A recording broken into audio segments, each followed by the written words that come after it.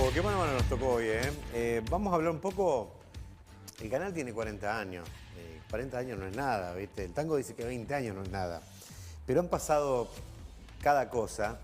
Y entre esas cosas que han pasado en Junín, por ejemplo, hoy tengo sentado un casi intendente. Si no fuera por el casi, está Ricardo Petaglia. Ricardo, bienvenido. Buenas noches.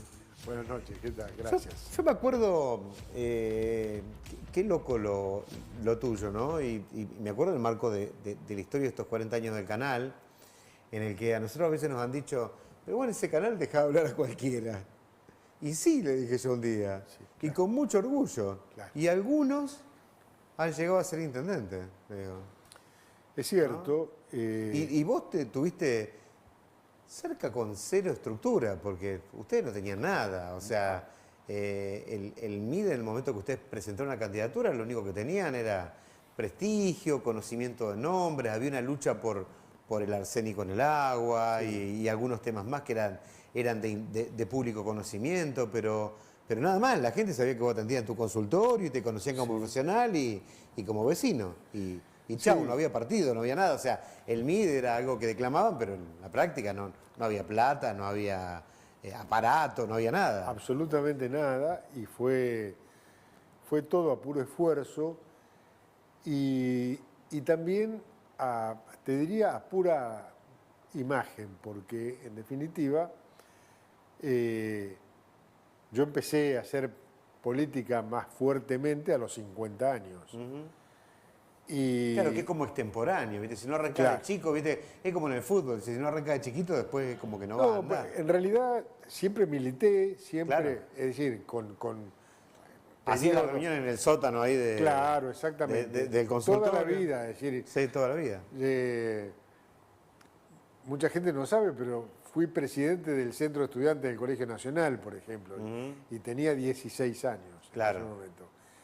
Pero, es decir, siempre tuve participación, pero no una participación activa y poniendo la cara al frente de una cosa. A los 50 años, que ya tenía a mis hijos encaminados y que en 50 años fue en el año 2000, para que tengas una idea, y la Argentina estaba explotada en Sí, ese sí, momento. sí. Yo dije, bueno, realmente este país a mí me dio mucho, me permitió seguir una carrera universitaria, la sociedad juninense me dio la posibilidad de proyectarme en mi profesión, pero además de eso tuve la suerte de hacer otras cosas que también tuvieron buena acogida dentro de la ciudad, como hacer radio, por ejemplo, durante 5 años y hacer música y hacer otras cosas que realmente, bueno, fui presidente del Círculo Odontológico también. Sí, sí, Y sí, digo, se yo genera tengo un que conocimiento devolver. en la gente. En algún momento el mencionar tu nombre como alternativa era algo que se veía muy claro, que una persona que no había tenido un perfil tan alto y de repente había subido mucho. Yo lo cuento esto porque por ahí los pibes no creen que la democracia sea tan directa. Y en esto sí fue una demostración, una democracia a través de su representante, pero bastante directa y bastante desde el llano, desde la nada al todo, ¿no? Es cierto, yo debo confesarte que realmente conocí mucho más profundamente Junín haciendo las campañas, porque la verdad, sobre todo en una profesión tan individualista como es la odontología, yo vivía un poco dentro de un termo, es decir, tenía relación con un grupo determinado de gente, mi profesión no es una profesión de calle, digamos, donde vos tenés que andar, como puede llegar a ser la de un abogado, inclusive la de un médico que va a hacer visitas a domicilio. Yo trabajaba dentro de mi consultorio, con lo cual realmente caminar la calle me enseñó mucho, mucho, y me mostró una realidad que sinceramente no conocía profundamente. ¿Y qué pensás de todo esto que está pasando hoy en día con la política? más que nada, más allá de las propuestas, más allá de que uno esté de acuerdo o en contra de determinados modelos de país y demás. Digo, de esto de que por ahí la política es mucho bla, bla, bla, para robarle a la gente, servirse del Estado, asaltar lo que se pueda, arriba las manos y nos llevamos lo que se pueda y después que lo arregle otro. O sea, es un poco la idea que quedó y en los chicos. Y no sé si está tan errada en la realidad. Por eso digo, o sea, a veces se disfraza lo del foso séptico con palabras bonitas para que parezca un poema, pero sigue siendo el foso séptico, ¿no? Sí, absolutamente. Yo creo que ha habido a través de los años una degradación, pero no solamente de la política, sino de la sociedad, que es muy preocupante, Diego. Sinceramente, nos falla la dirigencia política. Vos ves las dirigencias de cualquier institución y realmente, salvando las honrosas excepciones que hay siempre y la buena gente que pueda llegar a dedicarse, en casi todos lados la cosa es oscura, es sobre todo cuando se trata de servicio a la comunidad o hay intereses más personales que comunitarios y eso se ve cada vez más. Y además se ha instalado, desgraciadamente, una cultura del no trabajo, del no esfuerzo, de igualar hacia abajo, que lejos de construir, destruye realmente. No hay nada más grato que el mérito para poder ascender dentro de una sociedad. Y parece que eso está devaluado. Creo que el país ha caído tan bajo en su nivel económico y social que a lo mejor tocar el piso nos puede llegar a ayudar a mejorar un poco la percepción de la gente, pero va a costar mucho tiempo. Claro, porque encima vos escuchás un debate. Yo escucho un debate ahora que más o menos sería, y vos también lo escuchás, ¿no? Los que defienden el Estado contra los que dicen que el Estado hay que desguazarlo, ¿no? Y los que dicen que el Estado hay que desguazarlo dicen, bueno, el Estado tiene que estar, tiene aberraciones. No existe ni en los países más liberales del mundo, no existe el Estados Unidos.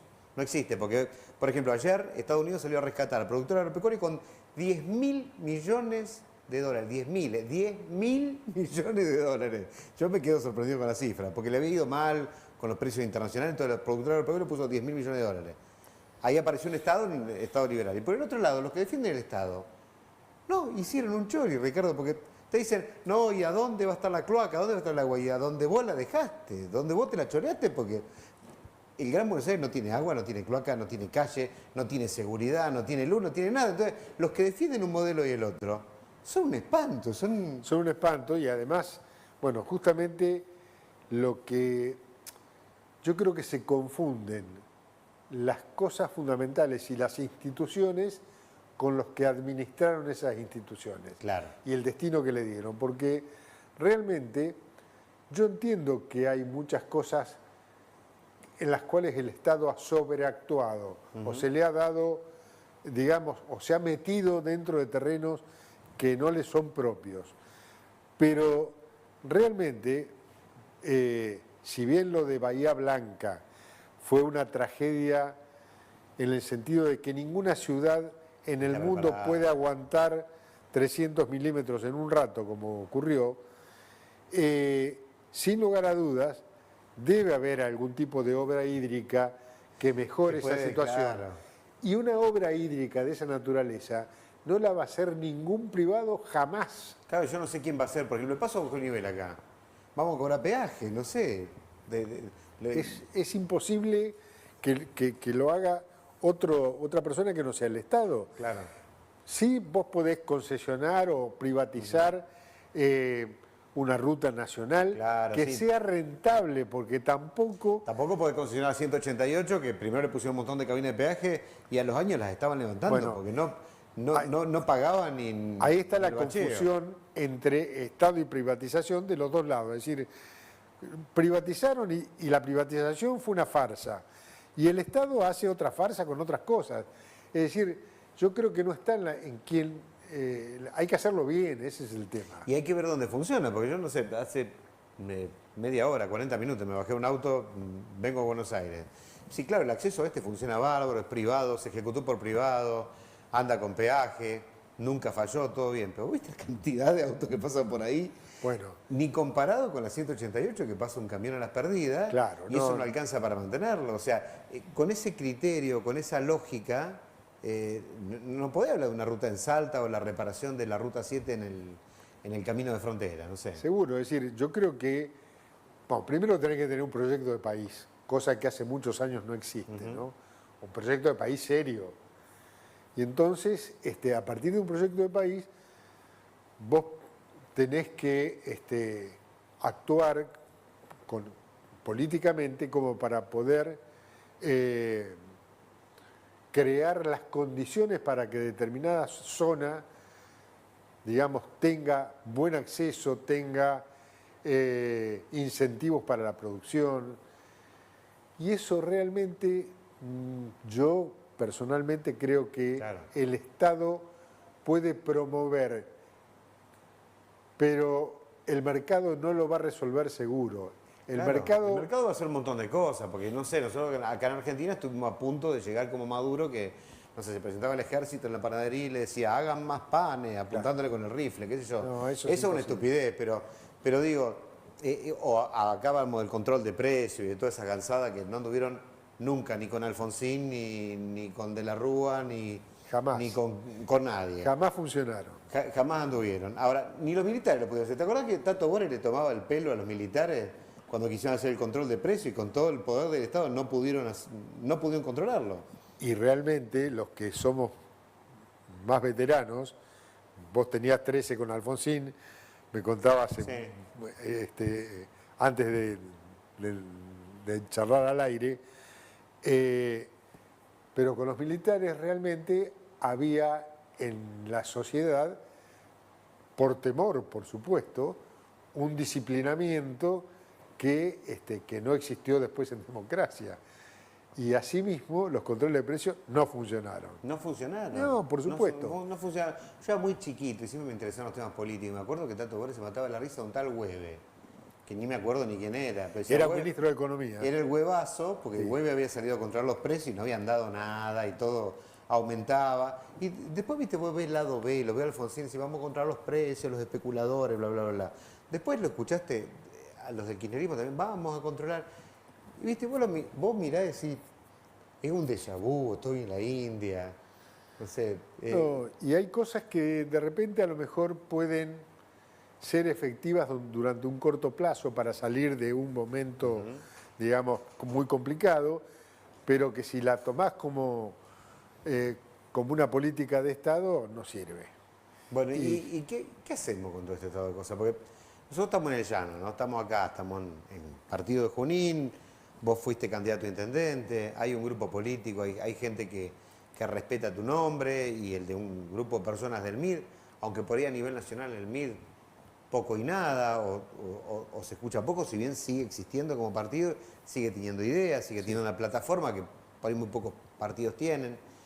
¿Y qué se hace? Porque, viste, vos tenés de todo, o sea, tenés radicales que creen en el radicalismo y radicales que están ahí viendo para ver de qué lado se pasan. Supongo que en el MID pasará lo mismo y en lo que quedó del PI y vaya a saber en qué partidos, ¿no? O sea, ¿cómo se logra el aunar por ideas, por proyectos y no por proyectos políticos individual? Bueno, evidentemente es muy difícil. Yo sinceramente creo que es un momento, y me parece que va más allá de la Argentina esto, es un momento en el cual los partidos políticos han dejado de tener la trascendencia que tuvieron históricamente. Y a veces se vota más a personajes por una razón marketinera por un lado y en cierta medida por una pícara interpretación de lo que la sociedad quiere escuchar en ese momento. Sí. Y entonces, o a veces no, te dicen lo que no querés escuchar, porque Milei dijo un montón de verdades duras que nadie quería escuchar. O sea, vamos a aumentar esto, vamos a sacar lo otro, vamos a sacar subsidios. Mirá, yo debo reconocer que Milei fue casi, te diría, un tipo políticamente incorrecto porque Dijo lo que iba a hacer, ¿no? lo que iba a hacer, que era duro y difícil, y la gente lo aceptó.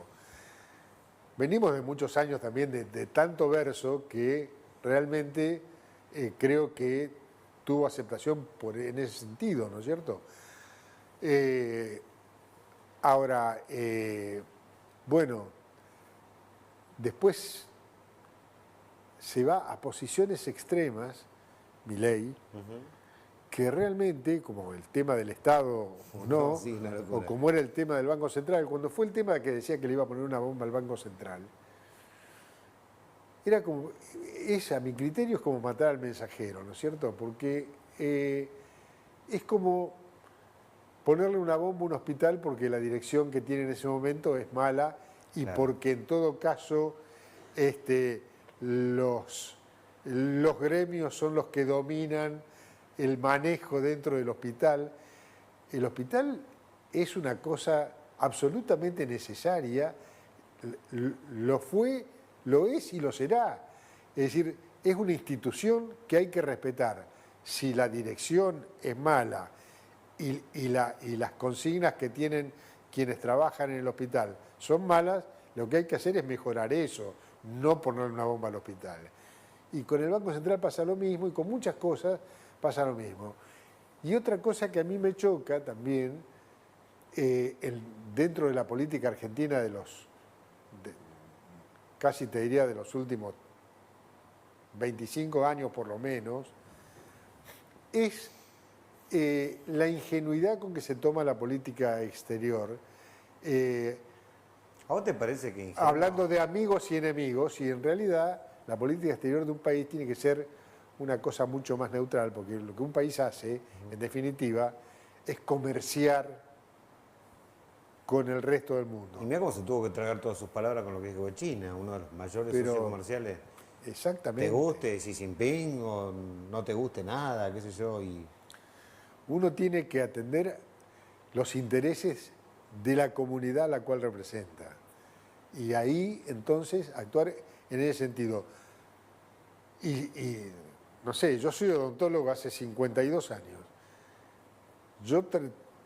Me encantaría atender toda gente que me caiga fenómeno, pero a veces no te pasa eso. Claro. Y el tipo que tiene un comercio, una verdulería, una casa de ropa, o que da servicio, bueno, por ahí te vas a sacar de encima a los tipos que no te cumplen con lo que vos le pedís, o los que te maltratan, o los que te joroban demasiado. Pero si no, tenés que atender a todo tipo de gente. Es decir, uno tiene que vender un servicio o vender un producto y no podés estar discriminando en ese sentido. bueno, a ver, ¿el MIT tiene alguna chance, digo, en todo este loquero? Digo, porque vos venís a agarrar y decís, bueno, miren, para resolver el problema del país, traes un libro, o hablás de lo que dijo Frigerio, o venís con un montón de postulados del MIT, una plataforma, y viste, es como que, Yo creo que es difícil de transmitir el es muy mensaje, ¿no? difícil, es muy difícil. La gente no está muy propensa hoy, está harta de la política y entonces tampoco tiene la oreja abierta como para que uno pueda llegar a transmitir. Hay gente que escucha, pero después la problemática personal cotidiana lo hace ocuparse de lo que realmente tiene inmediatamente y no de pensar un país. Es difícil. También voy a ser autocrítico. Yo creo que los desarrollistas nos hemos recostado demasiado en el proyecto original que fue el que se dio en el 58-62 con Frondizi y Frigerio. Y hoy en día, claro, la velocidad del capital es Y distinta. el mundo- Los capitales vuelan, migran hasta de Estados Unidos. Fíjate que Trump tiene un problemón, porque la mayoría de las grandes marcas, los grandes capitales estadounidenses, se fueron para construir en China y cuando le dijeron China no, ahora están en Vietnam. Seguro. ¿Viste? Una cosa de loco. Exactamente. Es decir, el mundo ha cambiado mucho y evidentemente yo escuché a la gente que nos daba clase dentro del desarrollismo decir siempre una cosa que comparto absolutamente, que es que el capital no tiene bandera. El capital, Hoy más vigente que nunca. ¿eh? Hoy más vigente, Hoy más vigente que nunca. Y con la globalización, mucho más vigente todavía. Y es cierto, es decir, los grandes capitales que empleó China para ese desarrollo impresionante, industrial y tecnológico que tiene, muchos son norteamericanos. Claro. Y europeos, es decir, y se dan otro tipo de cosas bastante paradigmáticas, ¿no? Fíjate, Milei tiene como referente a Trump. Ahora, Trump es absolutamente proteccionista y Milei es de libre mercadista. Y bueno, ¿viste? Son, la verdad es que uno no entiende realmente cómo, y después y la gente se lo cree, ¿no es cierto? ¿Qué sé yo? Bueno, pasa. El mundo vamos a hacer de hoy. Una pausa muy cortita, ya volvemos con Ricardo Petraglia para el final. Bueno, estamos hablando con un referente de lujo del MID en Junín, Ricardo Petraglia. Bueno, Ricardo, vamos a hablar un poquito de la visita del presidente del MID a Junín. Junín es como un lugar de referencia porque tiene como células vivas del MID bastante más claras que otros lugares, ¿no? Muy activas. Sí, bueno, el viernes próximo, el viernes 28, viene Fernando Massetti, que es presidente del MID de la provincia de Buenos Aires, elegido hace unos pocos meses. Es una persona a la cual respeto mucho, ha trabajado mucho y tiene vocación de hacer crecer al MID realmente. Cosa que a veces el MID es un partido tradicionalmente con muchos intelectuales, pero pocos políticos de calle. Y entonces realmente es auspicioso que Fernando Massetti, que es de Tandil, sea presidente del partido a nivel provincial. Va a hacer una visita por la 4ª sección electoral y el viernes va a estar con nosotros acá en Junín. Creo que el sábado va a estar en Chivilcoy. Vos sabés que uno de los diputados nacionales del MID en este momento es de Chivilcoy, Eduardo Falcone. Así que bueno, va a haber una reunión de prensa y para los simpatizantes y afiliados del partido, el viernes a las 18:30 en un salón que tiene... Para que lo tengo acá, ¿eh? Sí, si necesitas es el Parador 1955, que era la... Parador, exactamente, era la salida. Era la salida, por eso te paso el chivo porque no... Al lado de la estación de servicio de Benito de Miguel, ahí Ruta 7. Sí. Exactamente. Ahí va a estar. Así que bueno, va a ser muy interesante, creo, su visita. Y bueno, va a ser un buen momento para intercambiar ideas y analizar un poco esta realidad que realmente es muy difícil. Porque si bien vos bien dijiste que nosotros tenemos ideas y tenemos un proyecto desde hace muchos años, el mundo ha cambiado tanto y la Argentina está en un grado de conflicto y de necesidades muy importante y bueno, creo que vale la pena analizar y discutir seriamente, claro. No como se discute en la Cámara de Diputados. ¿Hacia dónde vamos, no? O sea, porque, bueno, vos decís, bueno, ¿hay ñoqui en el Estado? Sí, montones. Y algunos no hacían nada. Ahora, era un empleo, tenían su salario. ¿Cómo reconvertís? ¿A dónde va esa persona? Porque esa persona a lo mejor ni siquiera era del partido político del que los metió ahí. O sea, hoy pasé por una estación de peaje. ¿Hacen falta hoy en día en el grado de tecnología una cabina de peaje que te baje la barrera? No, está el telepeaje, se abre sola. Pero bueno, lo que decía, ¿y qué hacemos con los 500 puestos de trabajo que se cierran, por ejemplo, en la parte de lo concesionado de la Ruta 7?